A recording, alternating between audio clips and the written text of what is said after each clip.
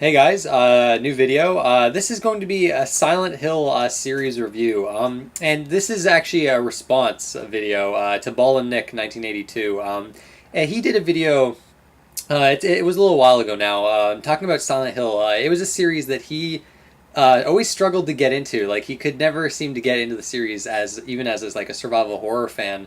But very recently he's been playing a bunch of the games. He's getting into the series now.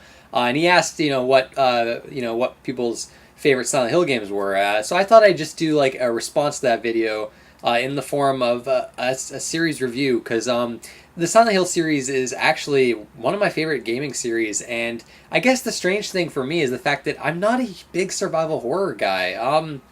I've always found it hard to get into survival horror games, especially like the old school ones with like tank controls. Like Resident Evil, I only really liked Resident Evil 4 basically.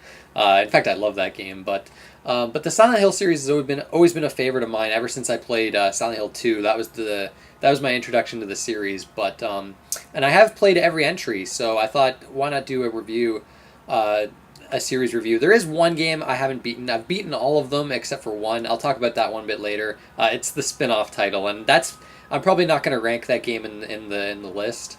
This is probably going to be a three-part video, part 1 and 2 consisting of me talking about all the games, my thoughts on them, and then part 3 will be like the ranking list from least favorite to favorite.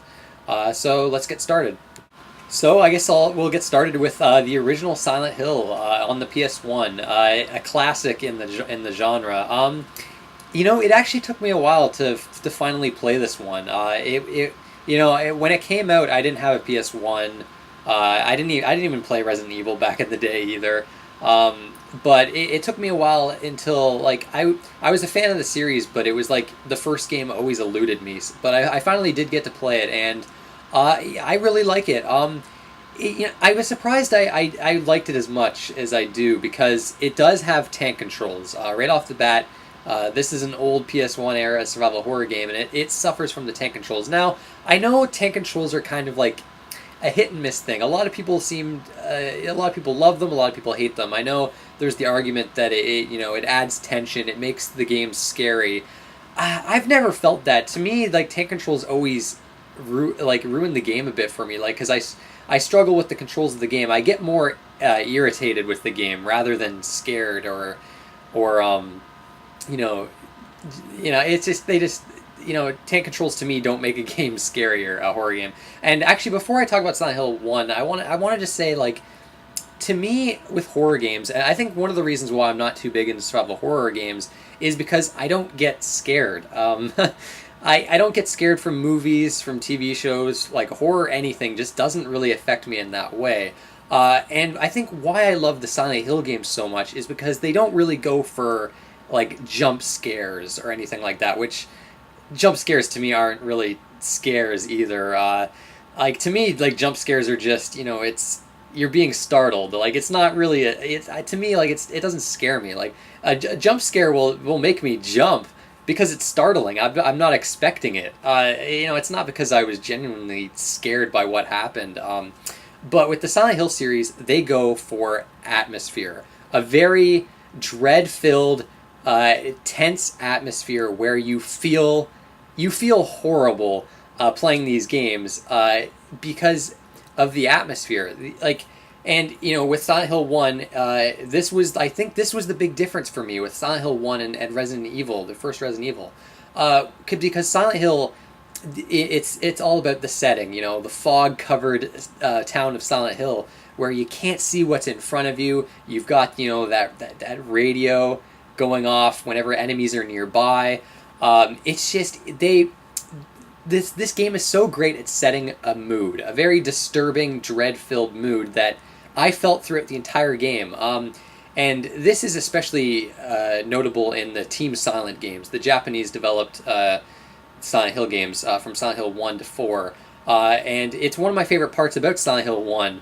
It's such an amazing atmosphere that I almost have a hard time playing the game because I don't want to continue playing because it's this atmosphere that just wears on you, but in a good way. Now, and like I said before, there are tank controls, and that's one of my main frustrations with this game. Even though I hate tank controls, I can still get through Silent Hill, the first Silent Hill, and I still enjoy it because I love the atmosphere so much. The combat is clunky, like a lot of horror games back in the day, and Silent Hill's never been known for good combat, and it's especially clunky here. I think probably my least favorite part of the game overall are the boss battles. I hated the boss battles in this game. Like the tank controls almost make them so aggravating. Like from a design standpoint, like they're wonderfully disturbing and weird and fit the game perfectly. But like in terms of actually fighting them, I absolutely despise the boss battles. There's a lot of great moments in this game. The school, that whole school setting is fantastic. The puzzles, I think, are a bit more obtuse in this one than some of the later Silent Hill games. Although a lot of that can depend on what difficulty you choose for like the puzzles. Although I want to, I think Silent Hill, the first Silent Hill, had like a choose your difficulty for like the action and the puzzles, which the puzzles usually I'll go for like the normal setting, but in terms of the action setting, you always get the difficulties for the action setting. I always put that on the lowest because I never play these games for the combat. Most of the time, especially in the town, I'm running away from enemies. I'm not fighting them. I mean, if I have the ammo and if they're in the way, I'll kill the enemies, but most of the time I'm running away from them. And I don't want to be sitting there bashing an enemy with a melee weapon over and over and over again on the harder action difficulties, because that's all that really does, is make enemies have more health and you take more damage, which I've always kind of hated that. Now, Silent Hill's story, I haven't talked about the story yet. It's not one of my favorites in terms of the Silent Hill games. Again, I can't spoil too much because this is a Silent Hill series review, and I don't want to spoil it for people that haven't played it. It's a bit too. I can't really say much about it.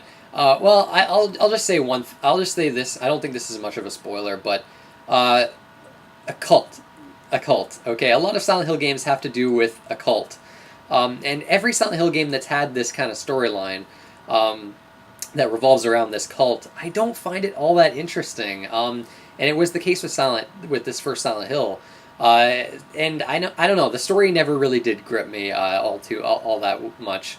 The main reason I like this game is the atmosphere, and I'm a bit weird here, but I kind of like the formula of Silent Hill.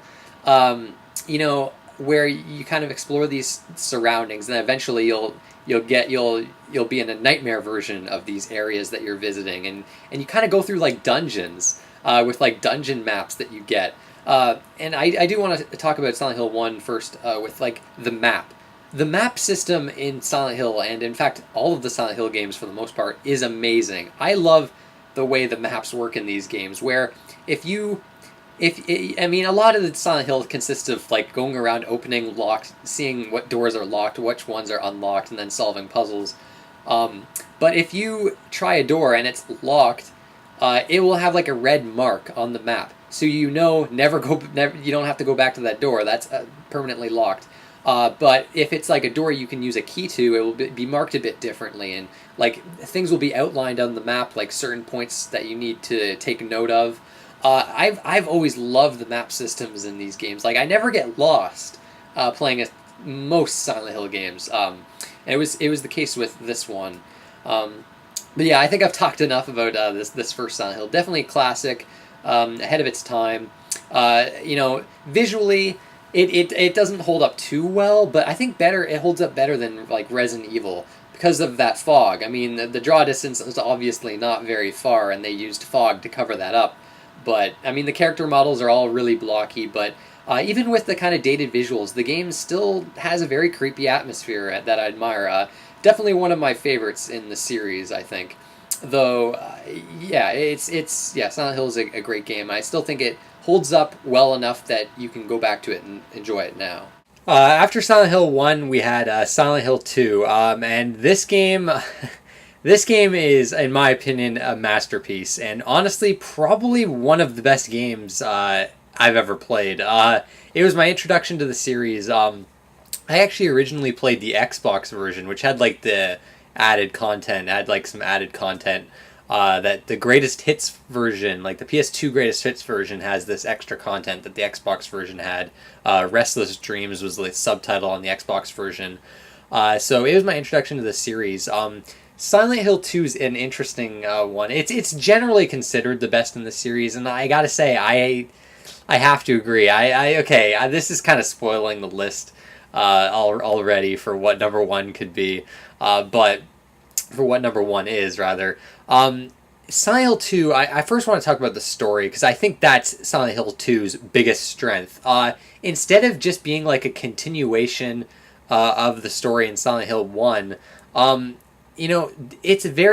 this is a self-contained storyline. You're back in Silent Hill, but you're a different character, James Sunderland, where you get a letter from your deceased wife.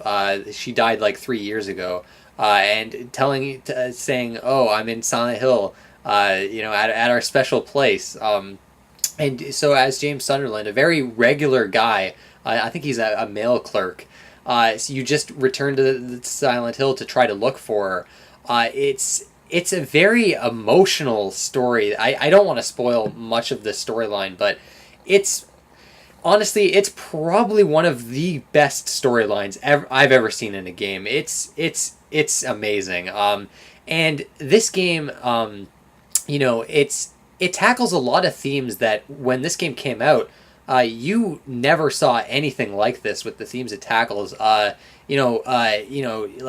we're talking like really dark subject matter in this game, like rape, incest, euthanasia, all kinds of really dark taboo themes that this game covers, which still today you don't see that too often in games.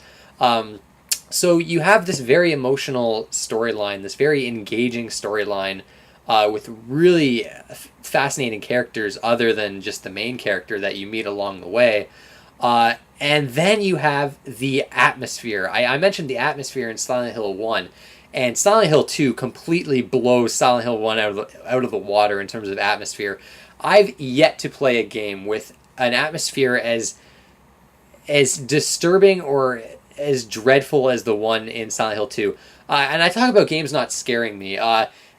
Silent Hill 2 probably does the best job in giving like a sense of fear in the player, especially when I'm playing through this game.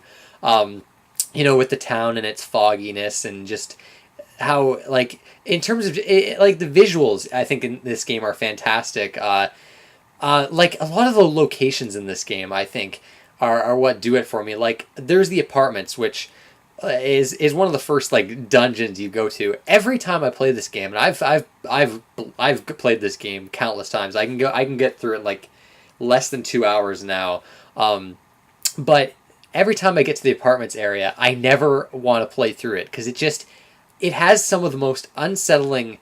Like going through that area is so unsettling to me. Like the atmosphere is so thick and filled with dread. Like I even though I know how to progress through this place, and I can go through it really fast, I hate going through it because I don't know. I can't explain to you how amazing the atmosphere is in this game. It's absolutely top notch. And then of course you have to combine that with the amazing soundtrack from Akira Yamaoka, who's done the soundtrack for most Silent Hill games, and I think this is his best work. Like the songs, they fit so perfectly with the atmosphere that this game has. Some really creepy monster designs in this one that, again, I don't want to spoil too much, but like everything is in service of the storyline in Silent Hill 2. That's all I'll say. I know a lot of people have played this one, but it's crazy. Like this game, it's absolutely amazing. Another big improvement from compared to Silent Hill 1, tank controls. Now the weird thing is they're set to default, but a common misconception I think with Silent Hill 2 is the fact that it has tank controls. It actually doesn't. There's a 2D control method that you can change to. Like it's set on default to tank controls, but you can go in the options, change to the 2D method, and it gets rid of the tank controls. And when you play the game that way, at least for me, it controls actually really well, I think. I mean, the combat is still clunky in this. I mean, it's, as per usual. But, I don't think the combat was meant to be all that great in this game. I mean, you're a mail clerk. Your character's not good with weapons or firearms. And it's not a huge portion of the game. The gameplay is relatively the same as Silent Hill 1. Going through these dungeons, you have that same excellent map system. The towns all is completely open to you, so it's got kind of an open world feel, but not really, because the game is still quite linear. But yeah, it's. I mean, there's not much more to say about it. It's one of those games that I think any person that loves video games really owes it to themselves to try this game out. And yeah, it's easily I think the crowning achievement for the series, and easily the best survival horror game I've ever played. Now, Silent Hill 3. This is an entry I'm really quite fond of. I know a lot of people really love Silent Hill 3. I played it for the first time very recently, actually. Well, actually, it was a couple of years ago now on the HD collection, which I know not the best way to get introduced to this game. There were some technical issues. The frame rate was really poor, and the graphics are actually worse in the HD version than the PS2 version. I've seen the PS2 version, and it's honestly probably one of the best looking PS2 games. Like Silent Hill 3, still to this day, is a really great looking game, but in some ways, though, after Silent Hill 2, Silent Hill 3 is a bit of a disappointment in some aspects, for me at least. I think the big thing, though, is the story. Instead of another self-contained story, they went with, I think this game takes place like 17 years after the original Silent Hill. And I don't want to say too much, but the storyline in this one's a bit... I don't know. I think it's a bit too much for me. It's really out there. I mean, again, I can't say too much about it. I like the characters. I really like the characters, especially Heather, the main character. She's a very interesting character, but I don't know, the story and where it leads. I'm not too big on. It's a lot of it is honestly, even I think, gets into like campy, silly territory for me. So I gotta say that I think from a story standpoint, this was kind of a big disappointment for me, coming off of Silent Hill 2. But being a Team Silent game, they captured the Silent Hill atmosphere perfectly. This game is pretty much just as atmospheric and creepy as Silent Hill 2. In some cases, more so. The environments are still like really horrific and just, for me, they were hard to go through because it was just, they were very tense, and the creature designs were like, some of the creature designs in this game I think were very disturbing. There's one particular area in this game that has to do with a mirror, a room where you come into the room and you see a mirror. I don't want to say any more than that, but it's one of the creepiest and unsettling scenes I've ever seen in a video game. Like, it was amazing. There's a lot of cool stuff in this game, and I gotta say the atmosphere is top notch. It's interesting too how this game is kind of separated. Again, something I don't really want to spoil, but there's two distinct halves to this game, which I thought was kind of interesting. What else can I say? The soundtrack is absolutely phenomenal, like with Silent Hill 2. I could see some people arguing that it's even better. It has a better soundtrack. It's really good. I especially love the song that like plays during the very opening area. I don't know, it really adds to this atmosphere. And I always bring up atmosphere. I'm going to be bringing that up a lot with the series, because I think the Team Silent did such a great job with that with their Silent Hill games. Like with Silent Hill 2, the tank controls are still on default for some reason, but you can switch to the 2D control method. The puzzles. I want to say the puzzles in Silent Hill 3 are probably the hardest they've ever been. There's a puzzle in the very beginning of this game where if you're on like the hardest difficulties, if you aren't very familiar with Shakespeare, you're gonna need to use a walkthrough, like I had to. The combat still very clunky. In fact, it's pretty much the exact same as Silent Hill 2. They had made no improvements there. But the combat didn't need to be flashy or anything like that. It's still the same formula. You know, you're going through these kind of dungeons. You got your awesome maps, your nightmare versions of these areas you're going through.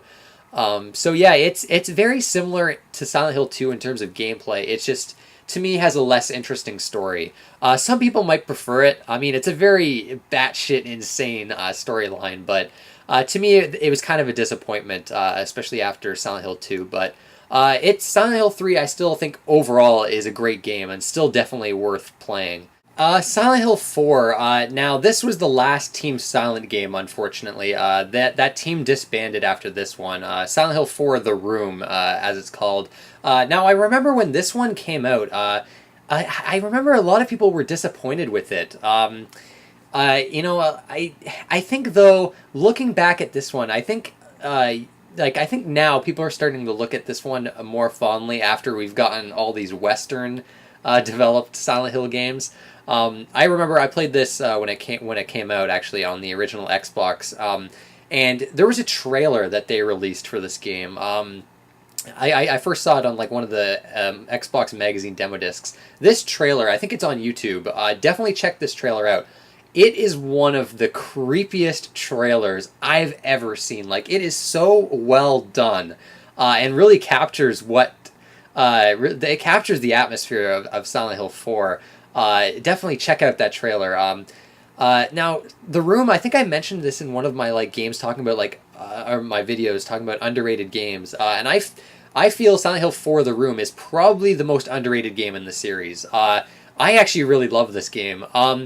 It's flawed, I won't lie. This game has a lot of flaws, but I can forgive them because this game is quite different. The storyline and concept, first off, is, I think, really quite brilliant, where your character is trapped in this room, and you can't leave. Your door is chained shut, but you can look through your, the hole in the door, and you can see people walking by in your apartment, and eventually you can leave your apartment through this hole in the wall. You're crawling through this hole, and then you eventually enter the nightmare world and through all these locations, which I thought was a very cool idea, especially since the room portions of the game are in first person. And I gotta mention atmosphere here. Silent Hill 4 The Room has an amazing atmosphere. You really do feel trapped in this room. In fact, the game just has a very claustrophobic feel to it, even when you're in these nightmare world areas. And there are actually quite a few NPCs in this game that you meet along the way. And that actually kind of leads into one of my complaints about the game when I talk about gameplay. Visually, it's a stunning game for when it came out. I think Silent Hill 3 and this one are excellent looking games. Audio-wise, you have a typically brilliant soundtrack. The sound effects are... I want to mention the sound effects, though. There's some weird sound effects in this game. There's this burping sound effect that this one particular enemy makes, which completely sounds out of place, and it's very silly and kind of ruins the mood a bit. But speaking of gameplay, well, I guess I should say, the story itself, I love. I actually really like the story in this game. I like how it ends. I like its connection with the Silent Hill mythos. It's really cool. I actually really love the storyline in this one. It's actually, I think it's one of the better storylines in the series. But gameplay wise, the combat, they went with from what there's weapons have certain durability. There's durability on different weapons, and the inventory system I thought was very clunky this time around. You had an item box in your room that you had to keep putting weapons in and taking them out. It was very annoying. The inventory system and weapon system and combat system in this game I thought was very irritating, more so than the second and third games. But I think the problem with this game for me is that it seemed kind of rushed. The second half of the game basically has you going through the exact same locations of the first half of the game, but instead you have to escort people that you've met. And it is very annoying. In fact, the second half of the game is kind of a bummer, I got to admit, compared to the first half. It's still tolerable because, the story is still very interesting and you want to see where the game's going to end up, but it it makes it hard for repeated playthroughs. Like Silent Hill 2 and 3, I've gone through those games multiple times because you can get through them really fast. This game I don't go back to as much because that second half is just very, it's iffy. So it's kind of a shame because I think this game could have been a lot better. But at the same time, I can forgive a lot of its flaws because I think it does a lot of interesting things. And like I said before, the atmosphere is still there, the music's still there. And it's a hell of a lot better than some of these next Silent Hill games I'm going to talk about. And I guess the ultimate disappointment is the fact that it was the last Team Silent game. So yeah, definitely one of the more underrated games in the series, and definitely one I highly suggest checking out. Okay, guys, I'm going to end this part here with the Team Silent games, and in part 2, I'm going to talk about the Western Silent Hill games. Yeah, look forward to that, and I'll see you in part 2.